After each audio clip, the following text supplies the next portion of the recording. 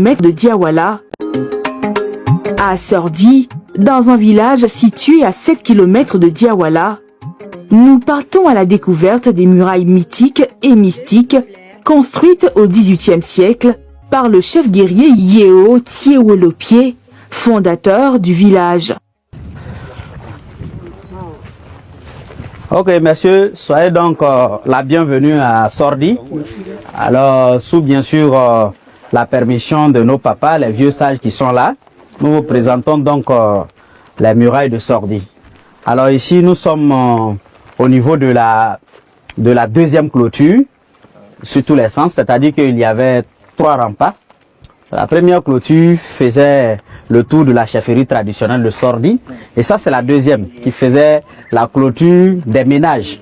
Voilà, c'est là que se trouvaient les ménages, et les domiciles de tous ceux qui étaient à Sordi. Et au-delà de cette clôture, il y a la plus grande clôture. Au niveau de la grande clôture, ça, c'était le cordon sécuritaire. Cet édifice, datant de plus de 2 siècles, est construit en terre battue avec de l'argile, du beurre de karité, du lait, le tout malaxé avec du sang humain. Nous avons eu dit que c'était monté avec du sang et du beurre de karité. Est-ce que c'est vrai? La clôture est à la fois sécuritaire, mais à la fois au-delà de la sécurité organisée, il fallait une sécurité aussi mystique. Parce que c'était le temps des guerres, on pouvait s'attendre à tout.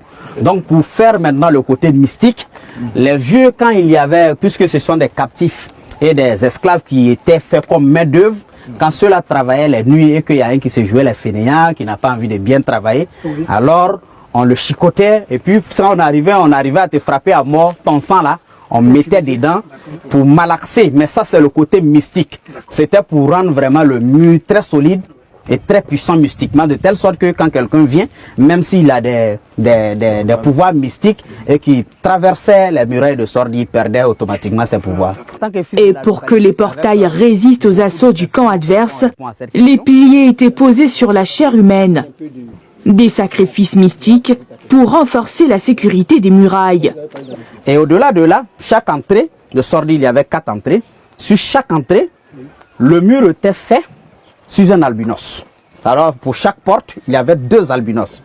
Ça c'est un secret purement, mais un soubassement alors. Donc quelque chose où les balustrades de la rentrée des murailles sont faites sur des humains et des mystiques, avaient aussi un volet mystérieux dedans. Et n'oubliez pas qu'à l'enceinte des murailles, il y avait d'abord l'école culturelle Sénoufo, l'école d'un vrai Sénoufo, qui était à l'intérieur des murailles, qui est le bois sacré. Quand Sordi s'est installé, la première des choses qu'ils ont fait, ils ont déporté l'école culturelle, l'école de la maturité au sein des murailles d'abord, avant de vaquer à d'autres occupations. Outre ces aspects, les murailles posséderaient aussi des pouvoirs de guérison et procureraient même de la chance à ceux qui y formulent des vœux. Alors, j'ai appris que la muraille est chargée de valeurs mystiques ou de pouvoirs mystiques. Il suffit de venir toucher à la muraille pour être guéri. D'accord. Et tous ces mots. Oui, effectivement. Financier. Lorsque un digne fils de Sordi, par exemple, a des soucis en aventure et qui vient, il met sa main ici, il dit au nom de mes ancêtres là, qui étaient des personnes de parole. Je vais toucher. Ben, naturellement, monsieur. Voilà. Ou quelqu'un qui a vraiment un intérêt dans cette localité, quelqu'un qui a aimé Sordi, même n'ayant pas participé à quoi que ce soit à Sordi, vient faire des promesses ici. Il est clair que ça se résout.